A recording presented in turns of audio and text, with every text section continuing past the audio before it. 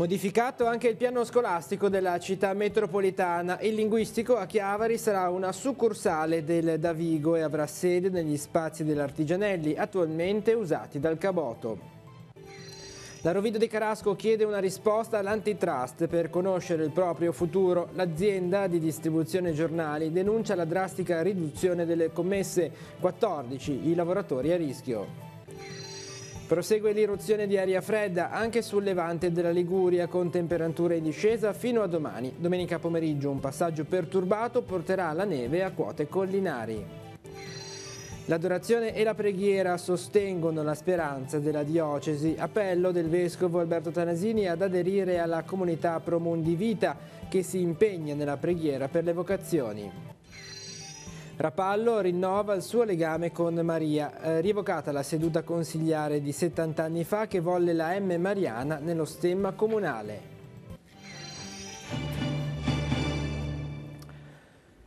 Buonasera ai telespettatori di Tiguglio Oggi. I temi della scuola in apertura nel nostro telegiornale. Anche la città metropolitana di Genova, con una modifica al proprio piano di dimensionamento scolastico, apre all'arrivo a Chiavari di una sede distaccata del Davigo di Recco Rapallo, che offrirà agli studenti la possibilità di frequentare il liceo linguistico. Il corso di studi sarà ospitato nei locali dell'Istituto Bancalari Artigianelli, dove attualmente si trova una succursale del Caboto che sarà ricollocata. Continua anche l'impegno per garantire la partenza di una classe all'agrario Marsano di San Colombano Certeno. Li sentiamo. Sicuramente lo scopo di Città Metropolitana non era quello di avere una sede, una scuola specifica, ma bensì che i nostri ragazzi potessero andare al liceo linguistico a Chiavari, sia per i ragazzi di Chiavari sia per i ragazzi di tutto il territorio del Tiguglio. È stata trovata una soluzione a questo proposito? Le soluzioni di mediazione sono sempre le migliori.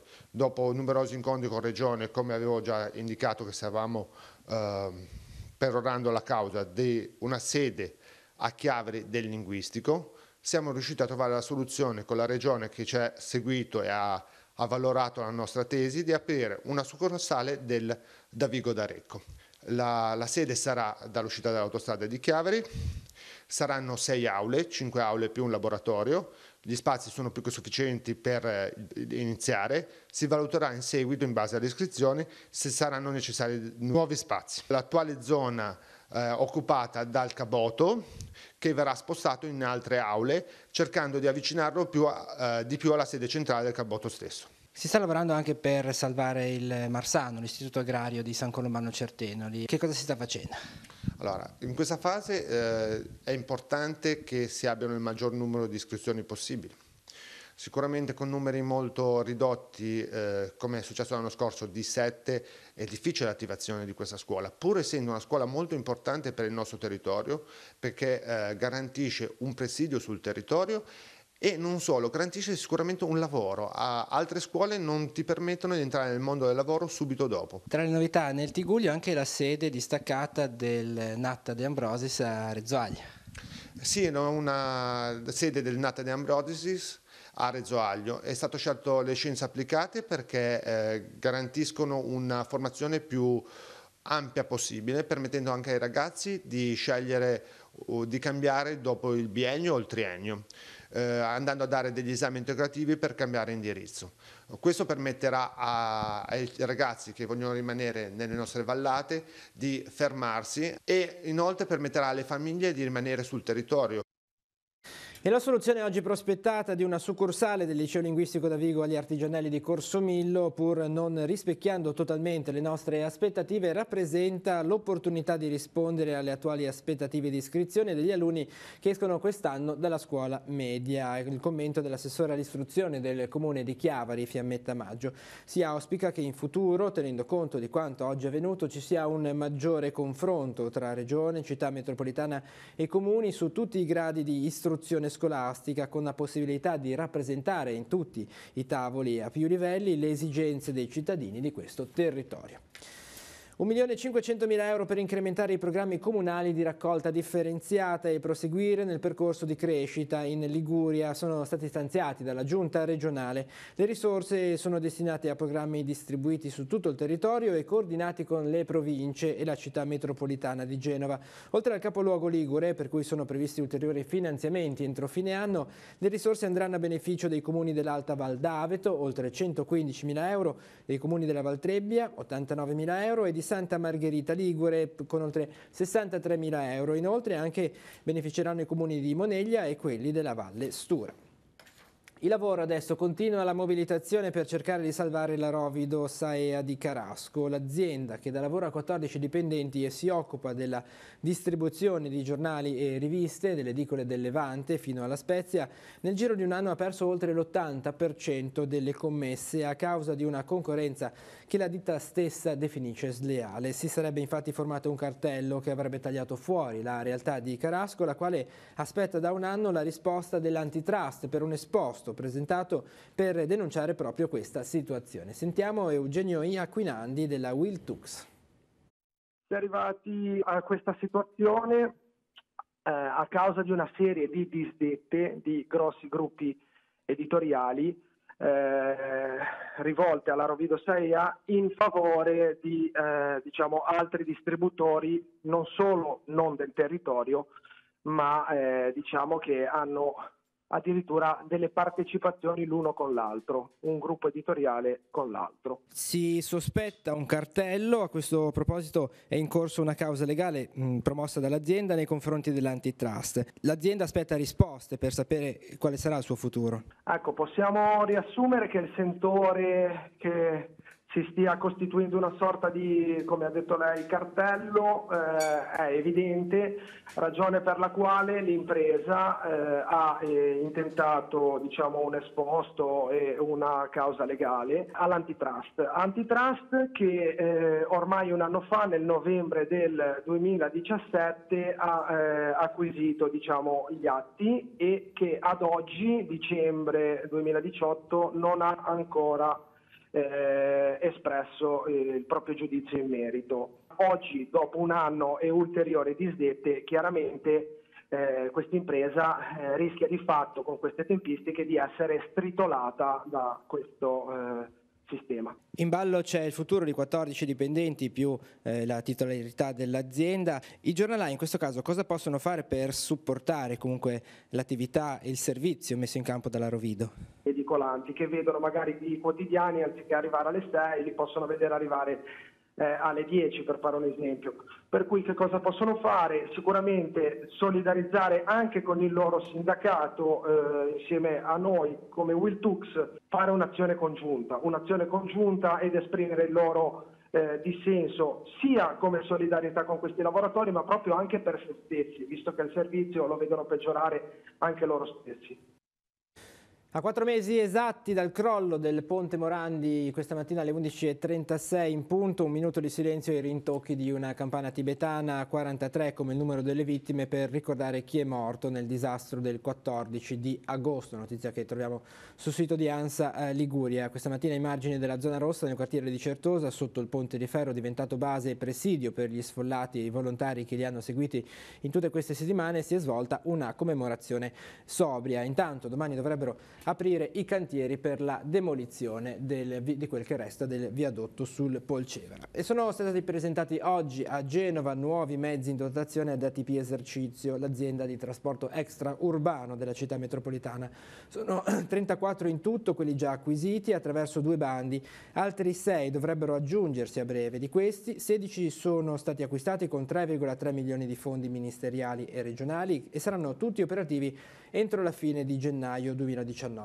Oltre a questi, 2 mezzi sono stati acquisiti con risorse del MIUR e verranno destinati al trasporto scolastico. A questi si aggiungono ulteriori 2 autobus ibridi che sono stati ordinati attraverso la centrale unica di committenza Consip, che arriveranno nei secondi semestri del prossimo anno. Ulteriori 4 autobus di piccole dimensioni che verranno messi a gara a breve con le risorse del Fondo di Sviluppo e Coesione. La seconda novità della giornata è stata l'intitolazione del nuovo terminal bus di Viale Caviglia, nella zona di Genova Brignole, a Remigio Zaninetta, che fino al 2008 ha guidato l'azienda. La Giunta regionale ha stanziato 616.000 euro da fondi europei per il cofinanziamento di interventi nei territori del Tiguglio e della Val di Vara. In particolare sono stati distribuiti quasi 500.000 euro alla città metropolitana di Genova per la provinciale 227 di Portofino, 117.000 alla provincia della Spezia per la frana sulla provinciale 566 per Sesta Godano. Voltiamo pagina, prosegue l'irruzione di aria fredda anche sul levante della Liguria con temperature in discesa fino a domani. Domenica pomeriggio poi un passaggio perturbato porterà la neve a quote anche collinari. Abbiamo fatto il punto con i previsori del centro meteo Limet. Sentiamo. È arrivato il freddo, si vedrà qualche fiocco di neve svolazzare anche da noi? Sì, oggi il picco del freddo è in quota con temperature pesantemente sotto zero, arriviamo sul Monte Bue a meno 10, meno 9,8 per la precisione registrate dalla nostra centralina. Questo gelo pesante in quota tenderà un pochino a riassorbirsi nelle prossime ore a cavallo di questo weekend, ma domani il freddo verrà trasportato al suolo complice l'attenuazione dei venti settentrionali, quindi ci aspettiamo delle minime sotto zero su tutto il fondovalle ligure, anche pesantemente sotto zero nelle conche più riparate, e anche la costa potrebbe avere una diminuzione di 4-5 gradi rispetto a quelli odierni, quindi avere il picco appunto di freddo si registrerà domani mattina. Poi mano a mano le temperature proseguiranno verso un aumento. Si attende l'arrivo di una perturbazione nella giornata di domenica, porterà la neve? Allora, domani una giornata intanto stabile, seppur fredda come abbiamo detto al mattino, quindi direi cielo prevalentemente sereno. Nel corso della giornata di domenica aumento della nuvolosità e prime precipitazioni sul settore centrale. Effettivamente su Savonese e Genovese la quota neve potrebbe risultare molto bassa, quindi addirittura 300-400 metri. Qui a Levante si partirà un po' più in alto, quindi partiamo da 700-800 metri, ma poi quota neve in aumento, per cui sì, l'Appennino verrà imbiancato. Quale sarà poi la tendenza per la settimana in vista anche del Natale? Un proseguo stabile con un ritorno dell'alta pressione, un promontorio piuttosto veloce, mobile, che quindi porterà martedì, ma già da lunedì, delle schiarite, martedì e mercoledì stabile. Possibile invece fronte atlantico, quindi uno scenario un po' più autunnale, soprattutto nella giornata di giovedì, quindi con flussi da sud e ritorno delle piogge. Da quest'anno torna la possibilità di sostenere l'attività di Limet attraverso l'acquisto del suo calendario 2019. Nei 12 mesi della pubblicazione sono state pubblicate le foto più belle dei soci e degli appassionati votate attraverso i canali social dell'Associazione Ligure di Meteorologia. Si può avere il calendario in due modi: acquistandolo direttamente online sul sito internet www.centrometeoligure.it oppure acquistandolo in uno degli uffici di ritiro o fissando un appuntamento con un distributore volontario. Anche in questo caso il punto di riferimento è il sito internet dell'associazione. La pagina dedicata ai temi diocesani adesso, un appello ad aderire alla comunità Pro Mundi Vita che si impegna nell'adorazione eucaristica e nella preghiera per le vocazioni. Lo ha formulato il vescovo Monsignor Alberto Tanasini al termine della celebrazione della messa per le persone che svolgono questo servizio che si è svolta nella cappella del seminario. Vediamo. Non hanno un valore secondario l'adorazione eucaristica e la preghiera per le vocazioni, anzi, questo servizio svolto nella semplicità dalla comunità Pro Mundi Vita ha una importanza fondamentale per tutta la comunità diocesana. Il vescovo Alberto Tanasini lo ha messo in luce formulando un appello al termine della celebrazione eucaristica presieduta nella cappella del seminario alla conclusione dell'anno di impegno per i volontari del gruppo. Un appello ad altre persone, a nuovi volontari, ad aderire formalmente all'associazione ma anche semplicemente a prendere l'impegno della preghiera.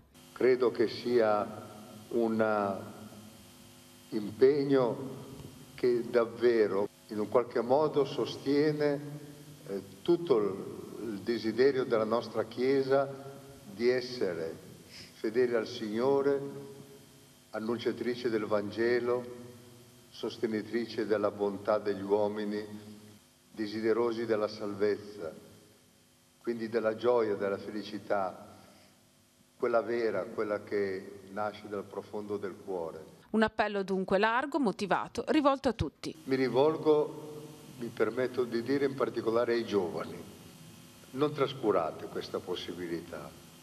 Lo faccio anche perché noto che quando si offre a loro la possibilità di pregare davanti al Santissimo lo fanno volentieri e quindi venite qui, date un po' del vostro tempo al Signore. Chi si impegna nell'adorazione sceglie un turno settimanale ogni giorno, dal lunedì al venerdì, tranne il giovedì, fra le 15 e le 17 nella cappella del seminario, oppure il giovedì dalle 17 alle 18 in cattedrale.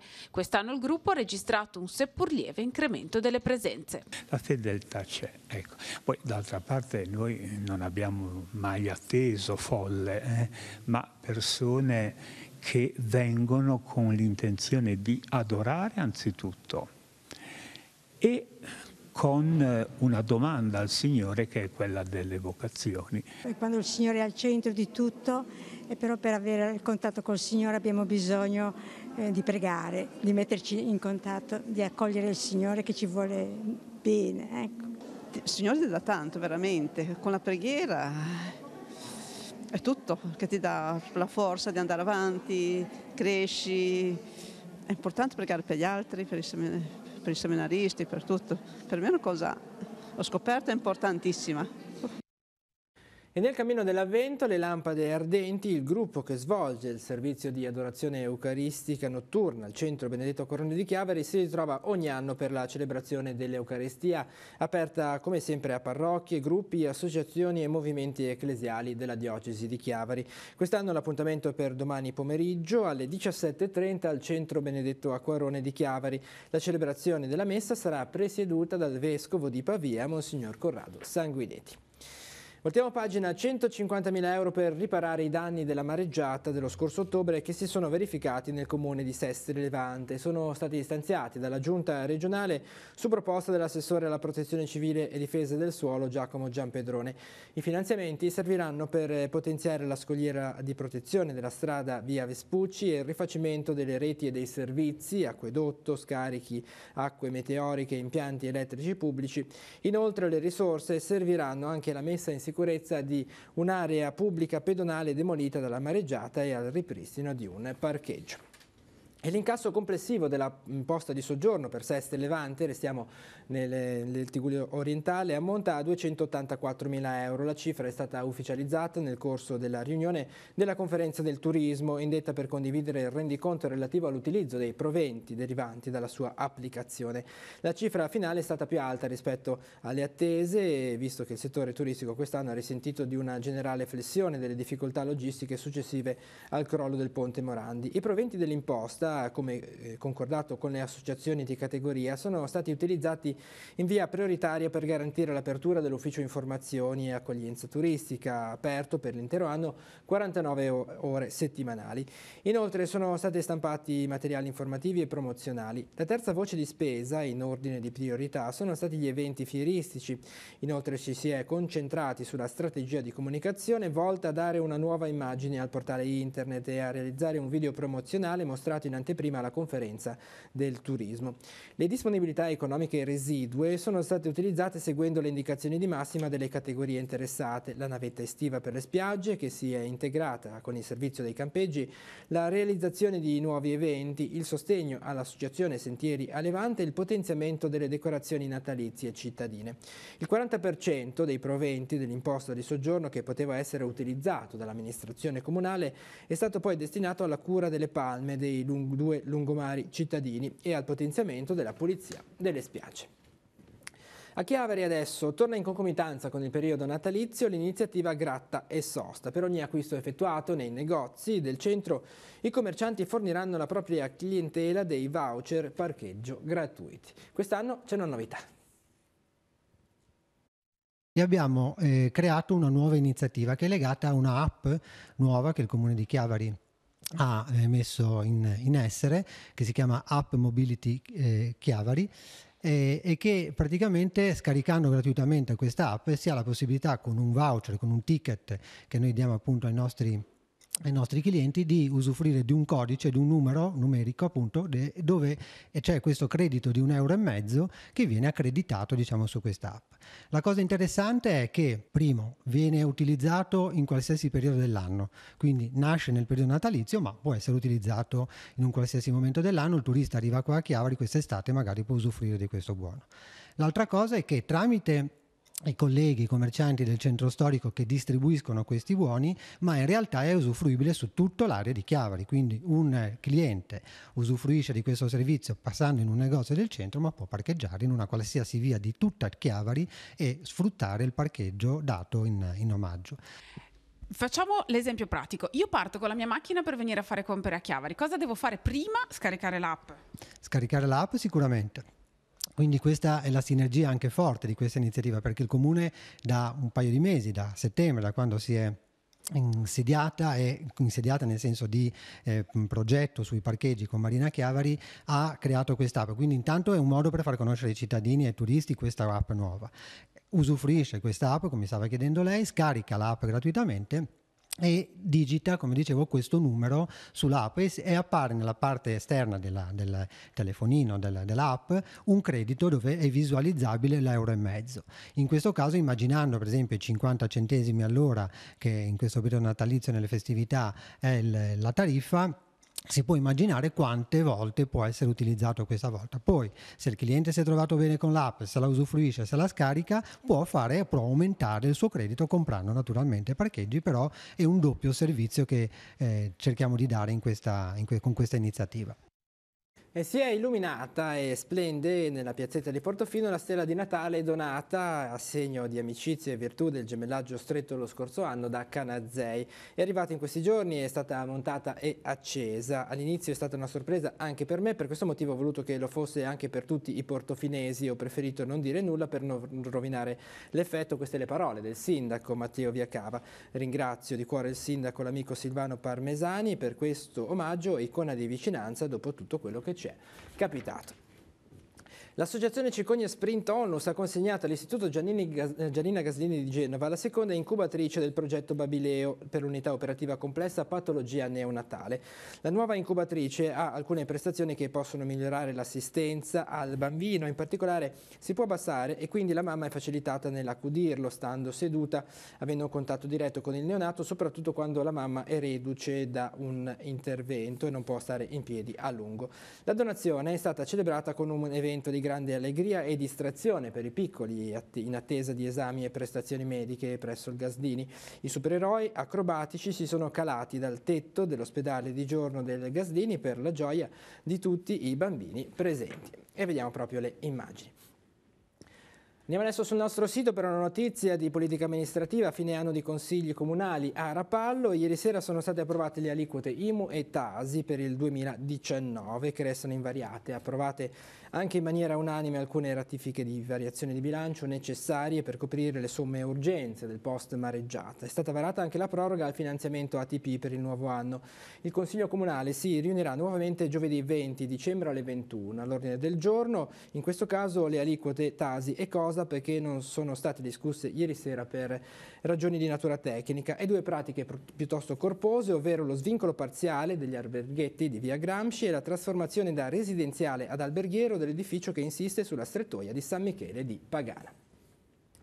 E in apertura di seduta del Consiglio Comunale, Rapallo ha rinnovato il suo legame con la patrona Nostra Signora di Montallegro, sancito ufficialmente anche 70 anni fa con l'iscrizione della M. Mariana all'interno dello stemma comunale. Nella sala consigliare è stata rievocata proprio la seduta solenne del 1948. Vediamo. Il 28 novembre del 1948 il Consiglio Comunale di Rapallo decise di inserire nello stemma del comune la lettera M, iniziale del nome di Maria, quale segno del legame fra la città e la patrona, venerata sotto il titolo di Nostra Signora di Montallegro. 70 anni fa i consiglieri votarono sì in maniera unanime. Oggi il Consiglio ha rievocato quella seduta solenne su proposta di Nadia Molinaris. Un segno di grande riconoscimento, di gratitudine verso la nostra patrona, patrona che si consolida, ripeto, di padre in figlio, di famiglia in famiglia, e che ancora recentemente nella peraltro gravissima vicenda della mareggiata del 29-30 ottobre scorso, che ha portato purtroppo tantissimi danni, e però abbiamo avvertito la presenza protettrice della nostra patrona e grazie a Dio è proprio un miracolo, non ci sono state vittime. Questo gesto fu un po' anche per ringraziare la fine della guerra e ringraziare la Madonna che ci aveva preservato, quindi racchiudeva un giorno di festa in tutti i sensi. Era la prima seduta dell'Italia repubblicana, era finita la guerra e soprattutto si voleva dire grazie. Alla rievocazione erano presenti anche l'arciprete Don Stefano Curotto e il rettore del santuario di Montallegro Don Gianluca Trovato. Il Circolo della Pulce ha donato al comune la riproduzione di uno stemma realizzata in pizzo al tombolo. Lo stemma è stato consegnato dalle rappresentanti di generazioni diverse, una donna che ricorda quella seduta solenne di 70 anni fa ed una bambina. Abbiamo fatto fare uno stemma del comune in pizzo al tombolo, che è stato da quest'estate eseguito con 310 fuselli a filo unico, per racchiudere proprio all'interno di questa targa tutto: storia, cultura, tradizione e la bellezza delle nostre mani anche, che sanno lavorare. Il pizzo al tombolo è stato eseguito dalla scuola di tombolo di Fili Meravigliosi e direi nella persona di Michela Cucicea, che si è veramente dedicata con passione, anche perché è molto legata sia, diciamo, a quello che è la tradizione e sia al santuario. A Lavagna, Angaval, organizzazione per la tutela dei cittadini, ha formulato 2 segnalazioni alla commissione straordinaria che regge il comune. La prima riguarda il servizio scuola-bus. L'associazione chiede l'acquisto di un mezzo nuovo, sufficientemente grande da permettere l'organizzazione di gite anche fuori dal territorio comunale, in sostituzione del mezzo attualmente fuori uso in attesa di riparazione. La seconda invece riguarda la scuola materna di Santa Giulia, che utilizza un locale non riscaldato, un tempo in servizio alla scuola elementare. Si chiede di risolvere questo inconveniente. La CISL amplia i propri servizi a tutela dei consumatori e degli utenti, con particolare riferimento alle persone anziane e pensionate che molto di frequente sono vittime di truffe e raggiri. Adiconsum, CISL e SICET, rispettivamente Associazione a difesa dei consumatori e del Sindacato degli Inquilini, aprono un nuovo sportello a Rapallo e ampliano il loro servizio a Chiavari. Gli orari sono questi: gli uffici di Chiavari in via Vinelli saranno aperti il lunedì e il giovedì dalle 15 alle 18, mentre a Rapallo in via Trieste 1 il martedì e il venerdì sempre dalle 15 alle 18. Gli spettacoli adesso. Parte domani la rassegna di teatro didattico musicale Il Pifferaio di Chiavari, curata dalla compagnia Il Flauto Magico. Come primo appuntamento alle 16 sul palco dell'Auditorium San Francesco verrà portato in scena lo spettacolo Segreti di Casa Natale, una buffa e ironica commedia per i bambini di tutte le età su Babbo Natale e la Befana alla vigilia delle feste. Sentiamo. Che cosa vedremo, insomma, sabato all'Auditorium? Un divertente spettacolo dove Babbo Natale e la Befana effettivamente avranno qualche problema casalingo per l'organizzazione delle renne, del carbone, dei giochi, dei regali, proprio perché attraverso il gioco, il divertimento, pensiamo che si possa avvicinare ai ragazzi e fargli capire che la cultura è importante, ma è anche un elemento ludico, e soprattutto che attraverso i contenuti raccontati in modo divertente si possa imparare tante cose. Quindi un progetto adatto a tutti, da 0 a 99 anni, e i prossimi appuntamenti saranno puntati su che cosa? Allora, questo è più uno spettacolo divertente legato ovviamente alle festività natalizie, dove i brani sono esclusivamente natalizi dal primo all'ultimo. Questa è anche una particolarità simpatica. I successivi invece sono proprio delle lezioni didattiche affrontate in modo conseguente, nel senso che sono piccoli spettacoli a tema unico, concludentisi uno dentro l'altro, ma in realtà con una prosecuzione nel tempo, perché il primo, Musica Amica, è sugli elementi grammaticali basilari, il legato, lo staccato, le pause, il pentagramma, il secondo sui parametri musicali, si chiama L'apprendista stregata, ed il terzo invece è un piccolo passaggio, addirittura un telegiornale storico con le epoche dal passato, dalla preistoria fino all'opera, in modo molto divertente per affrontare proprio la diacronia musicale nel tempo. Vogliamo offrire ai ragazzi un appuntamento interessante in cui fare cultura divertendosi, una bella sfida, una bella scommessa che pensiamo di vincere. La sfida è far vedere che con la cultura e di qualità ci si può anche divertire.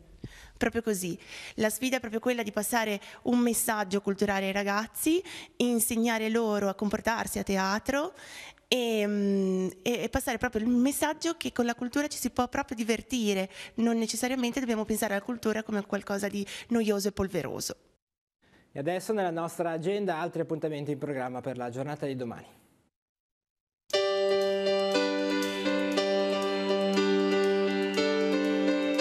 Appuntamenti in agenda per sabato 15 dicembre, mercatino agricolo di Natale a Conscienti di Ne, dalle 9 alle 12 in esposizione prodotti locali e per tutti cioccolata calda e regalini portati da Babbo Natale. Sapori al Ducale dalle 9 alle 20 in piazza Matteotti a Genova, mostra mercato che coniuga l'atmosfera del Natale con le eccellenze enogastronomiche italiane. I Bike and Go è il titolo dell'iniziativa che prenderà il via alle 9.30 al Parco Mandela di Sestri Levante. Dopo un mini giro in bicicletta alle 10.30 all'ex convento della Annunziata si terrà la presentazione del progetto Il laboratorio per bambini. Il bello delle donne a San Bernardo è il titolo dell'esposizione di pizze al tombolo e oggetti artigianali che sarà allestito in piazza San Bernardo in corso Matteotti a Santa Margherita Ligure dalle 9 alle 20. Allerta in giallo in biblioteca, dalle 9 alle 13.30 alla Biblioteca Fasce Rosse di Corso Colombo a Sestri Levante, mercatino del libro usato, e alle 16 verrà presentato il libro A mali estremi di Valeria Corciolani. Prosegue la raccolta di utensili da cucina per gli sfollati del Ponte Morandi a Genova, organizzata dalla Scuola Alberghiera di Lavagna. L'appuntamento dalle 9 alle 18 in piazza Vittorio Veneto. Sarà distribuito anche il calendario d'autore dell'Agorà di Lavagna. Open Day alla Scuola Riboli di Lavagna, dalle 10 i docenti illustreranno l'offerta formativa dell'istituto scolastico. Open Day anche all'Istituto Agrario Marsano di San Colombano Certenoli. La scuola sarà aperta a genitori ed alunni dalle 10 alle 17. Alle 11 sul lungofiume Petronia Casarza Ligure sarà inaugurato il percorso della memoria. L'iniziativa rientra nel progetto regionale Invecchiamento Attivo. Sori, 100 anni di immagini, è il titolo della mostra fotografica che sarà inaugurata alle 11 all'oratorio di Sant'Erasmo a Sori. Nell'occasione sarà presentato il libro Sori, un secolo di immagini. Torna il Natale delle Meraviglie a Leivi, dalle 14 alle 20 sul piazzale del Rostio saranno disposte le bancarelle con oggetti realizzati da artigiani e prodotti dell'agricoltura locale. Dalle 14.30 alla Sala Rocca in piazza Cordeviola Lavagna saranno allestiti i mercatini di Natale dei bambini. In via Nuova Italia e via Cavour il mercatino dell'antiquariato e lobbistica Anticagge de Mue, e dalle 16 musica per le vie del centro storico con il corpo bandistico Città di Lavagna. Tornano le sentinelle in piedi per la 13ª veglia a Genova, dalle 15 alle 16 in via Galata all'altezza di via San Vincenzo. Le sentinelle manifesteranno pacificamente per dire no all'utero in affitto e ad ogni attacco alla famiglia. Dalle 15 alle 18 si terrà l'Itis di Ambrosis nata di Sestri Levante, il secondo Open Day. Verrà illustrata l'offerta formativa dell'istituto. Dalle 16 in piazza Nostra Signora dell'Orto a Chiavari si terrà la rappresentazione del presepe vivente della scuola Maria Luigia. Mestieri e personaggi particolari prenderanno vita nell'attesa di ciò che avverrà nella notte santa. Al Teatro delle Clarisse di Rapallo, concerto ricordando Norcia, ad esibirsi il corpo bandistico Città di Rapallo e la banda musicale Giovanni XXIII di Ceranesi. Omaggio a Carlo Vita alla Biblioteca Internazionale Città di Rapallo, dalle 16 letture e testimonianze a cura dell'Agave Centro di Cultura di Chiavari. Gente Ca, Lecchi Natale, il coro dialettale I Ragazzi dei Frati propone canti, poesie in dialetto sestrino e genovese nella suite dell'Hotel Nettuno a Sestri Levante, all'inizio alle 16.30. Nella sala consigliare del Comune di Moneglia alle 16.30 verrà presentato il libro Se ben che siano donne, resistenza al femminile in quarta zona operativa tra La Spezia e Lunigiana. Per la rassegna Uomini e Navi nella sede della Lega Navale di Chiavari alle 17 incontro con Guido Gnone che parlerà sui cetacei per il santuario Pelagos. Introduce Monica Corta, ambasciatrice Pelagos. Il Pappagallo Rosso 1968 delitti a Milano, ultimo romanzo di Sandro Antonini, sarà presentato alle 17 all'auditorium della Società Filarmonica di Chiavari. Voglio la Luna è il titolo della mostra itinerante, allestita in occasione dei 50 anni della missione Apollo 11, l'inaugurazione alle 17 alla Fondazione Mediaterraneo di Sestri Levante. Alle 21 all'ex convento dell'Annunziata di Sestri Levante sarà proposto lo spettacolo benefico a favore dell'Associazione Italiana per la lotta al neuroblastoma dal titolo Una storia di Natale.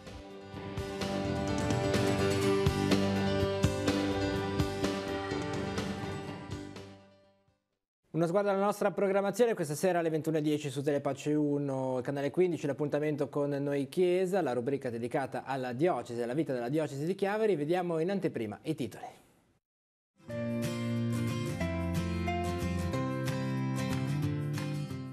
Alessandro Cavallo ordinato diacono nel giorno dell'Immacolata. Il vescovo, il servizio nasce da dentro come per Maria. Il percorso del giovane è partito dalla sua parrocchia nell'attenzione ai più deboli. 50 anni vicini alla gente. La parrocchia di Maria Madre della Chiesa Lavagna ha festeggiato il giubileo nella solennità dell'Immacolata. Ora il cammino prosegue nella comunione con le parrocchie cittadine. Maria Immacolata, patrona dei francescani, è la buona notizia per tutti. Il vescovo ha proposto questa riflessione celebrando l'Eucarestia al convento dei frati Cappuccini di Sestri Levante. Una scuola capace di ridare speranza ai giovani è la sfida affrontata nell'incontro tra i presidi del territorio e il vescovo. La Chiesa, ha detto Monsignor Tanasini, è attenta al mondo dell'istruzione. Celebrata a Rapallo la messa di Natale per il mondo della scuola. Monsignor Tanasini ha proposto agli studenti una riflessione sulla grandezza di Dio che trova fondamento nell'amore per l'umanità. Don Nicola Tiscornia, decano dei sacerdoti della diocesi, ha tagliato il traguardo di 104 anni. Festa alla Casa del Clero di Chiavari, in mattinata la visita affettuosa del vescovo Tanasini. Ed è tutto per questa edizione di Tiguglio Oggi. L'informazione torna domani 12:45 con la prima edizione del TG13. Tutte le notizie le trovate sul nostro sito teleradiopace.com. Grazie per essere stati con noi e buon proseguimento di serata.